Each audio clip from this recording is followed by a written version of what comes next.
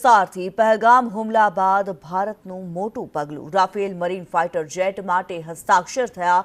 26 વિમાનો માટે ₹63,000 કરોડની ડીલ સાઇન થઈ। ફ્રાન્સ પાસેથી 26 રાફેલ મરીન ફાઇટર જેટ ખરીદવામાં આવ્યા।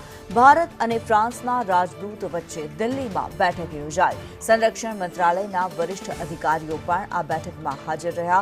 ભારત પાસે રાફેલ ફાઇટર જેટની સંખ્યા વધીને 62 થઈ। અગાઉ 2016માં ભારતે 36 રાફેલ ખરીદ્યા હતા।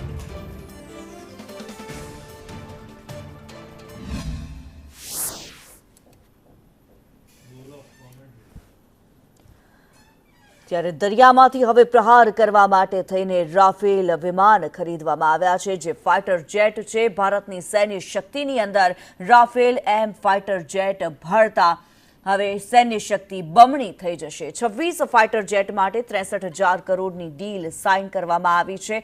દરિયામાંથી હવે પ્રહાર કરવામાં આવશે અને દુશ્મન આ પ્રહાર સામે પરાસ્ત થઈ જશે। જે પ્રમાણે ફ્રાન્સ અને ભારત વચ્ચે આ ડીલ સાઇન કરવામાં આવી છે। આ ફાઇટર જેટ રાફેલ ફાઇટર જેટનો ખરીદવામાં આવ્યા છે। 26 જેટલા ફાઇટર જેટ માટે 63,000 કરોડની ડીલ સાઇન થઈ છે।